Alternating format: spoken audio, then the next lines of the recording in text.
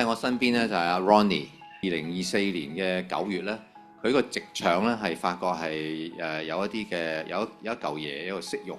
上年9月咧都唔係點嚟嘅，因為醫生覺得可能係痔瘡或者糞瘤之類。跟住到今年年頭咧就發覺越嚟越痛喎。切除之後咧，跟住發現係原來係有 cancer 嘅。因為我有個歷史咧，2年前咧。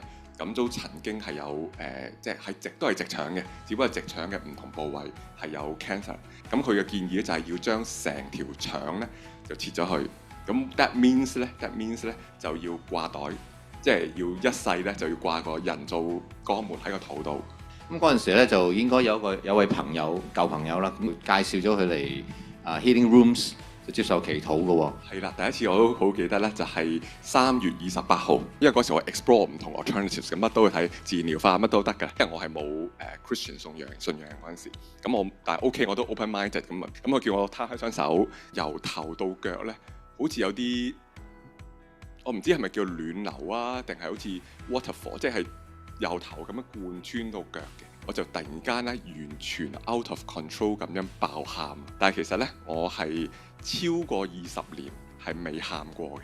嗰一次嘅經歷我唔知點解咧，但係而且係 in front of a lot of strangers 係 open air， 我咁冇可能喺咁嘅環境底下咧，我係會而且唔係淨滴淚喎，係 cry like a baby， 即係喊到咧係即係好似 BB， 即係嗰啲。第二次我就好快我就好有信心，我相信係聖靈耶穌即係打動到我哋，係第一次啦。咁我唔信唔得啦，咁堅嘅，即係第一次覺得哇！即係我未經歷過呢個咁樣嘅情況。其實就大部分醫生咧政府啦、私家啦、even 就在內地啦咁睇，即係9成9咧都話係其實冇㗎啦，你都係要切㗎啦，甚至乎衰我啦，冇乜大不了嘅啫，裝個袋嘅啫咁樣。我啲一路都係問，一路倚靠主咁樣，咁都好感恩就遇到另外一個醫生，嗰個醫生就係腫瘤科嘅，其實都可以試咧，就唔做手術，淨係做化電療。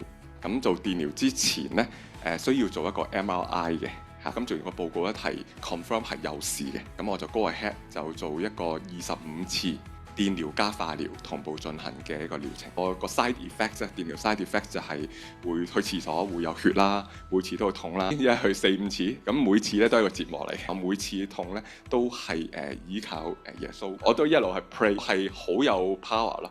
我一 pray 咧，即係唔可以講話完全零痛，但係即刻就會一痛即刻就會 drop 咯。咁所以係我一路每次都見證住呢件事咁樣。做完成個療程之後8個星期咧 standard 咧就係要做多次 MRI 嘅 check up 嘅。最近呢一次 MRI check up 咧個結果係一個 clean report。可唔可以補充一點啊？即係4月28做 MRI 啦，就發覺有事啦。跟住5月8號咧，我做電療設計 CT scan， 咁跟住我 start 咗個療程啦。Midpoint review 我做去到2個幾禮拜去再見一次醫生嘅，嗰時5月底咁樣啦。咁醫生同我講喎，其實咧 Ronnie 好奇怪喎，5月8號嗰次嘅 CT scan 咧，嗰次電設嘅 CT scan 咧係見唔到有嘢喎。係啦，所以有機會唔排除咧。In hindsight 咧 ，even 我唔做電療化療咧，都可能已經好翻啦。但係嗰次我洗濕咗個頭，俾晒錢，又做咗一半，冇計啊！即係如果醫生你點解嗰日同我講咪得咯？我就唔緊要啦，我唔要啲錢啦，我唔使做電療，唔使忍受嗰個 pain 嘅 side effects。但 anyway 咧，即係所以我諗翻可能有機會咧，即係個 therapy 未必係淨係電療咯，係真係。主嘅醫治咧，係嗰幾日10日時間就已經。Amen，Amen，Amen，讚美主。